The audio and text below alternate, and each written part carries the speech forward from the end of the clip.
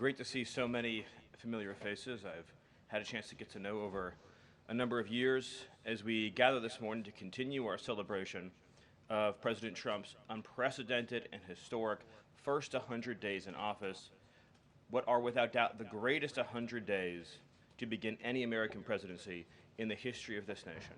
This week you've heard about the historic actions President Trump has taken to secure our homeland, to secure our sovereignty, to secure our economy and our supply chains and our industrial base. Today you're also going to hear from me about what President Trump has done to secure our values, our culture, and our way of life from the unwavering assault from the radical left and the communists and the Democrat Party.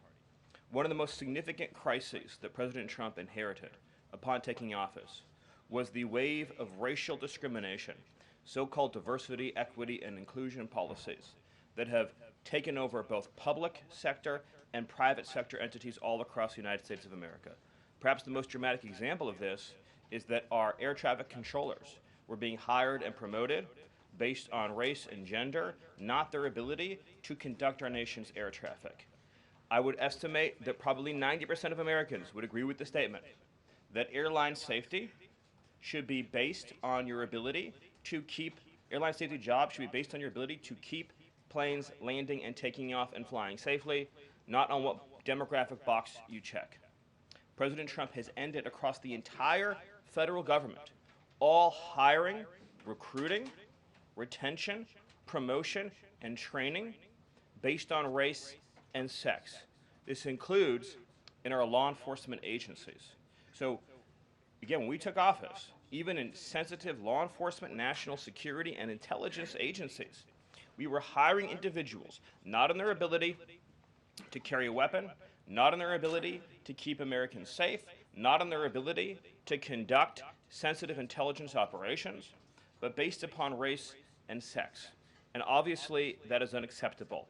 It's going to be merit-based across the whole federal government. But this wasn't just the federal government. This was the private sector, and this was also, of course, our entire university and education system. So President Trump's Department of Justice, working with other departments and agencies, have made clear that this administration is going to fully enforce Title VI, Title VII, and Title IX of our Federal Civil Rights Code.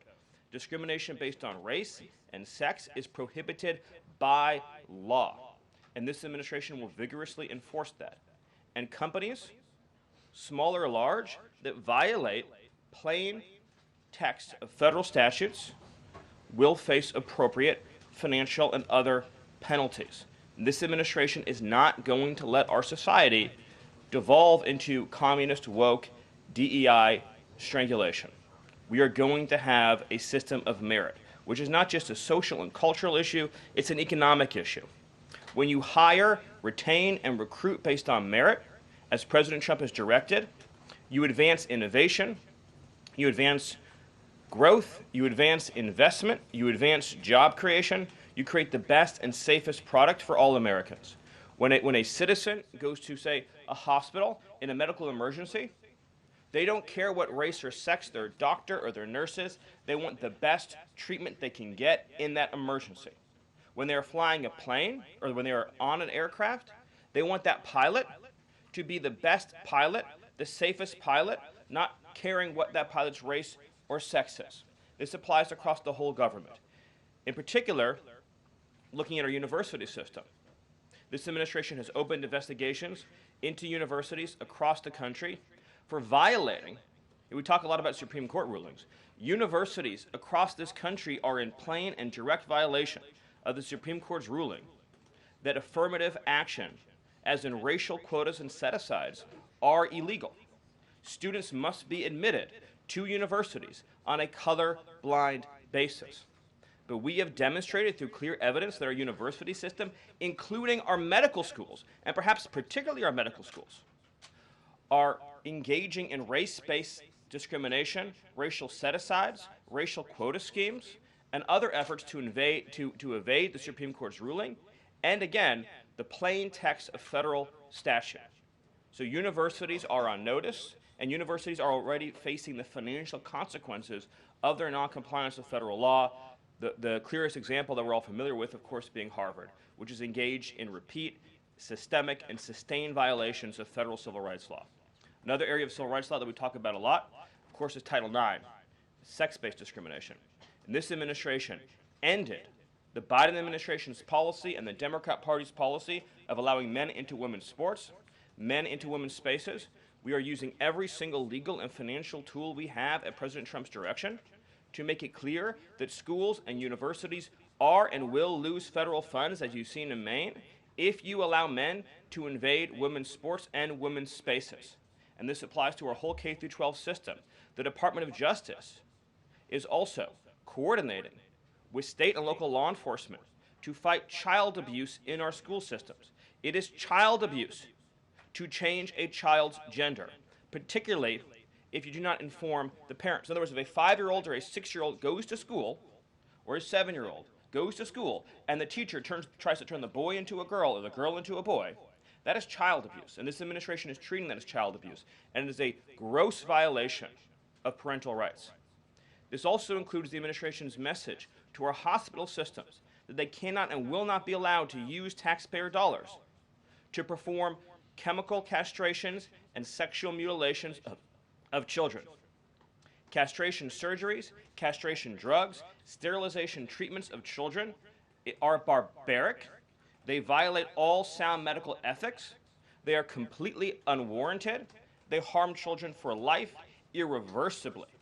It is child torture. It is child abuse. It is medical malpractice.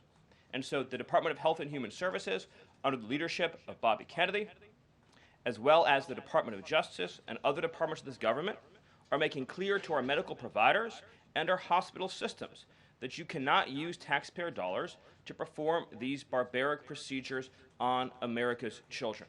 And HHS has systematically updated and eliminated all of the junk, fake science that was produced under the Biden administration promoting sex changes on children, promoting the idea of sterilizing children. That's been cleaned out, that's been removed, and new guidance is being issued to doctors and hospitals advising them that they cannot perform these horrifying procedures, these irreversible procedures on our nation's children. We are also making clear in our prison system, male prisoners will not be allowed into women's prisons. The Biden administration promoted prison rape by putting men into female prisons. That is obviously insane, cruel, and unacceptable. And even though the Democrat Party and Hakeem Jeffries and the Democrat media continue to fight to put men into women's prisons, this administration will not allow that. And will not allow men, as well, in our K-12 system, into women's private spaces and restrooms. We have seen horrifying example after example of young girls being sexually assaulted because school districts have allowed men into women's and girls' private spaces. This administration, President Trump, is at the forefront of protecting women and protecting girls. And nowhere is that clearer than when we are talking about fighting radical gender ideology. This administration is also fighting to get critical race theory out of our school districts. Children will be taught to love America. Children will be taught to be patriots. Children will be taught civic values for schools that want federal taxpayer funding. So as we close the Department of Education and we provide funding to states, we are going to make sure that these funds are not being used to promote communist ideology. For any nation to be successful, it cannot teach its children to hate themselves and to hate their country.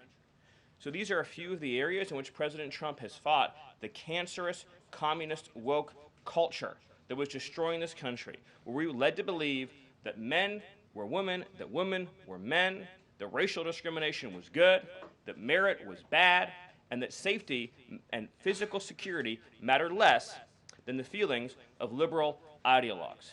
The President has also fought to return the Department of Justice to its core mission of protecting public safety and locking up violent criminals, instead of using the Department of Justice to target conservatives, to target Christians, to target people of faith. The last administration cruelly and shamefully used the power of the Justice Department to go after law-abiding Americans, in particular Trump supporters, conservatives, and Christians. That persecution has ended. The Department of Justice and the FBI are back in the business of going after bad guys, of going after gangs, of going after criminals, and keeping Americans safe. Let me just conclude before taking questions by noting that when you look at the sweep of the first 100 days, every single crisis that has afflicted America for years, sometimes decades, sometimes generations, this president has fought head on. He has taken on every entrenched power structure and system all across this government, this swamp, this town. That includes, of course, the DOGE efforts to slash corrupt, wasteful government spending, graft, and corruption, and to stop billions of taxpayer dollars from going to radical left NGOs. These are left-wing nonprofits that are used to advance illegal immigration, to advance open borders, to advance gender ideology, and to advance all of this insanity that has been turning our country in the wrong direction for so many years. President Trump took head on the trade crisis afflicting this country with the destruction of our manufacturing and industrial base, the shameful betrayal of the American worker by Joe Biden and the globalists that sent all of our supply chains overseas.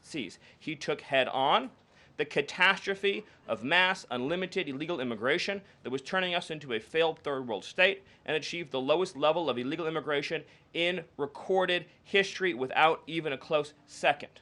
He took on the economic crisis afflicting this country by reopening American energy, by defeating inflation, by lowering gas prices, by ending the onslaught and reversing the onslaught of federal regulation, by reopening coal, shale, oil, natural gas, and fighting now for the largest tax cut and reform and the largest deregulation reform and the largest energy reform in American history.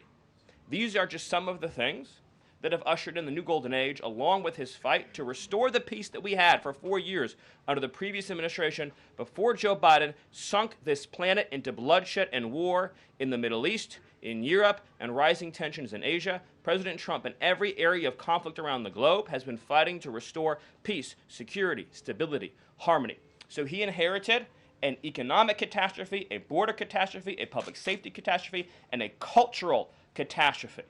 And in every case, he has reversed those catastrophes and brought America into the new golden age. So I thank you for your time, and I look forward to any questions you have.